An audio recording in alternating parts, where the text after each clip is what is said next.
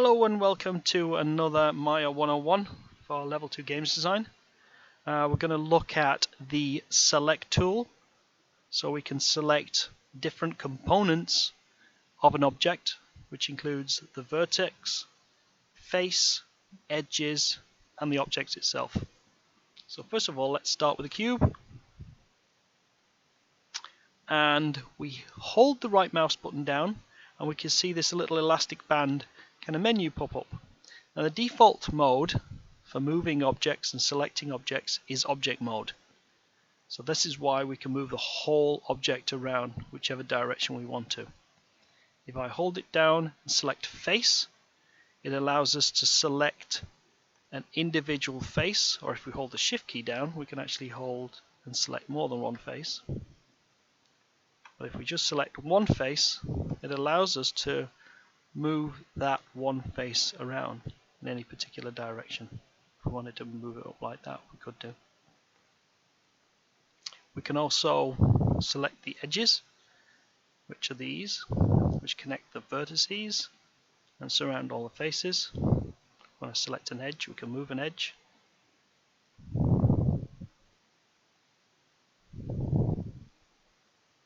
Like that. I'll zoom out a bit.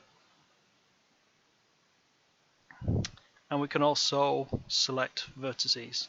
Now we're not going to concentrate at all on the vertices, because if you start moving vertices around, you can mess up the faces and twist the faces, which we don't want to do. So we can select the object, the face, and the edge of any objects or primitives that we've created. Now to start with, I'm just going to get rid of this. So to get rid of the whole thing, I need to select object mode, make sure it's all selected, and just hit the delete key. Rotate around, and we're making another cube. Okay, so we have a cube here. I'm going to use the mesh tools now.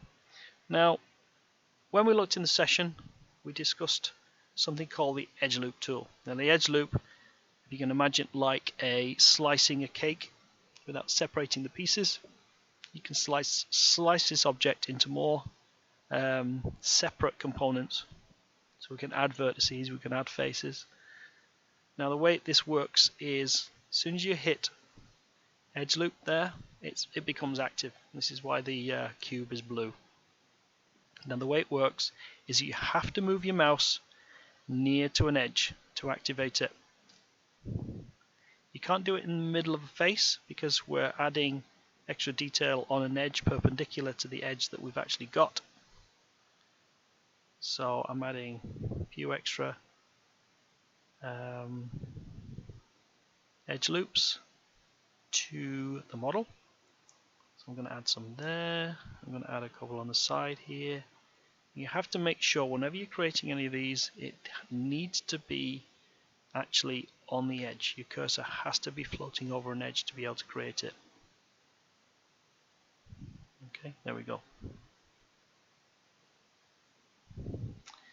Right, so now before we do anything else, we need to make sure we exit the edge loop mode. Otherwise, if we start clicking around, we're going to create some random edge loops, which we don't want to do. So we can either click on the select tool up in this corner here, or we can just simply hit the Q key. Q key is a select tool. You'll see if I go Q, W, E, and R, it goes between the select tool, move tool, rotate tool, and scale tool.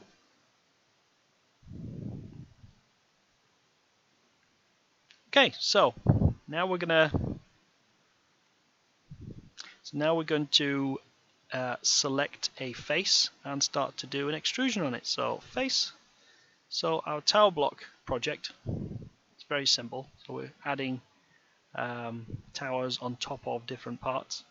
Now we do that by, first of all, right clicking. You select face. That allows you to select all these new faces that we've created. I'm going to select the little one in the middle. Bam. We're in the scale mode at the moment, you can see there. So I'm going to switch to W, which is the move tool. And if I pull that out now, it's just going to stretch it. Now, if we do that, we're going to mess up these edges. You'll see that those look like flat, but from the side they look a bit weird. So we want to prevent that. So don't try pulling up before you do an extrusion. So we've selected our face. We need to now do an extrude, which using this extrude tool. So we make sure the face is selected and no other faces are selected as well. And we click on the extrude tool. Now nothing seems to happen to the face itself, but you can see this new cursor kind of pops up. This new tool pops up in the middle of the screen. Now this is effectively the scale tool and the move tool.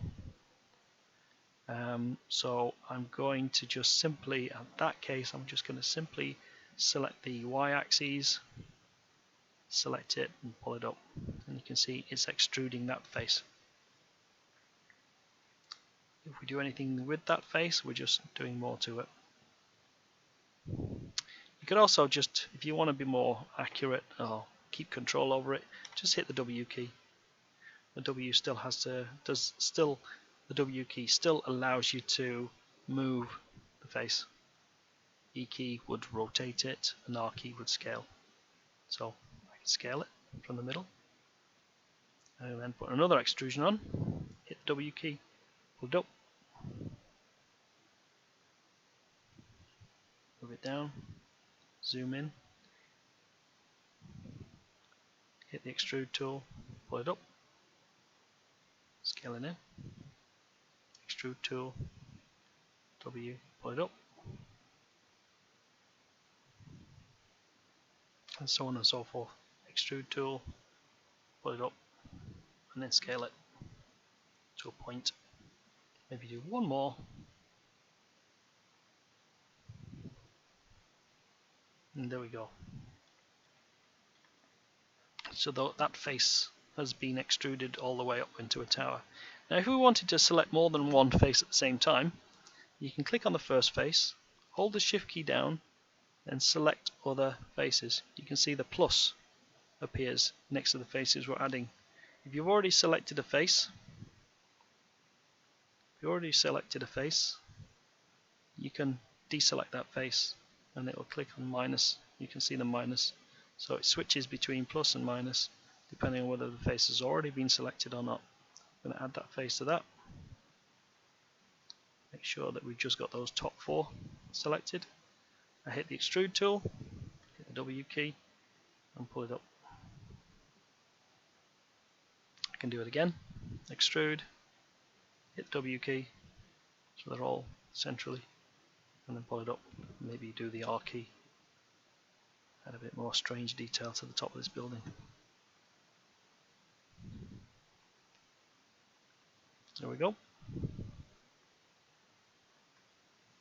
So we could do that the same to the bottom if we wanted to. At the moment we've got so many different faces selected, so we need to make sure first that we've got the face tool selected, and hold the shift key down and we'll select all these faces on the bottom. And in this case I don't really need to extrude, so I'm just going to use the move tool and move those, and you can see I'm extending the height of that. If I switch to object mode, so I've got the entire object selected, I can push it up in the vertical axis and approximately get it on the 0 there. So we've created one of those. And that's just using extrusion, selecting faces and extruding them. We could also, if we wanted to, right click, select the faces there, do an extrusion, and instead of pulling out, we can push it in. Same there, extrude, push it in. Do that. Hold the shift key down, push these both in at the same time. There we go. I may as well finish off the sides. 1, 2, extrude, push it in. 1, 2, holding the shift key, extrude, push it in.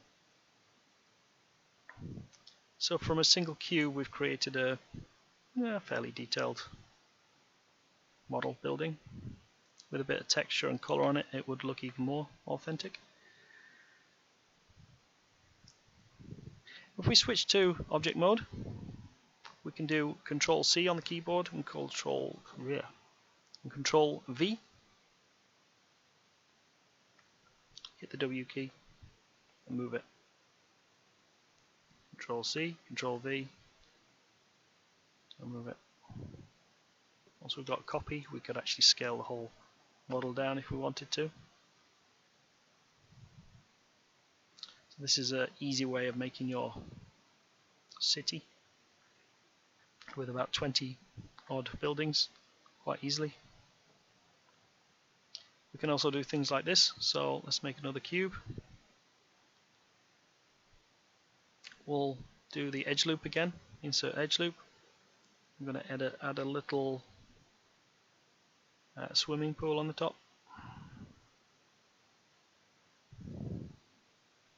Hit the Q key to get out of the edge loop. Right click, select the face, pick the face I want to extrude, and then just push it down into there. If you want to add extra details to the tops of your buildings, create a few more shapes. I'm going to add a couple of cylinders in this. Right click, make sure object mode, Control C, Control V, the W key, push it across there. You can select more than one object if you want, move them across, move them up. Highlight all the objects that we want to select there, hit the W key and move them all together.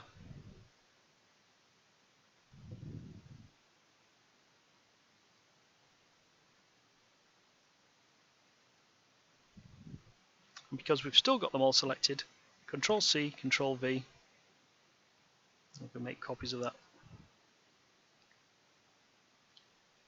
So we can add extra detail in there. Okay, so just go over it. We've used the edge loop tool to add additional detail to objects like this.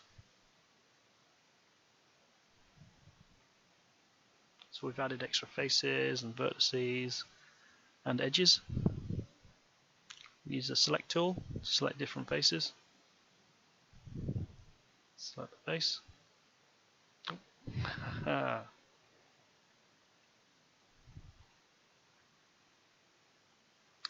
When you finish with the edge loop, don't forget to hit the Q, otherwise it'll get confusing. Once we've done that, make sure you got the face selected. If we want to, you can actually push the face all the way down to make a box if we wanted to. So I'm going to do extrude. Instead of extruding up like we normally did with the other one, we're actually pushing down. Now if we go too far down, you'll notice the object turns black. And that basically means that we're actually seeing the inside faces, which is not a good thing. So what we need to do is to push it as far down as possible without it going black. Push it up a bit like that, and then we can create a box. If you wanted to, you can put a lid on it and do what you want. So right click, object mode, and then I can move the entire box. If we wanted to, select the whole lot, Control C, Control V.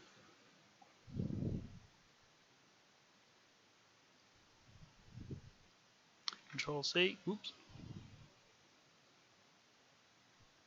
Control C, Control V.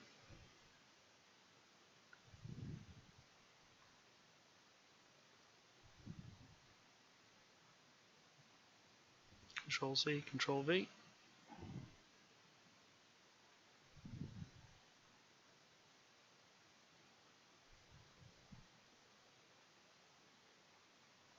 Until you've got a whole load of buildings.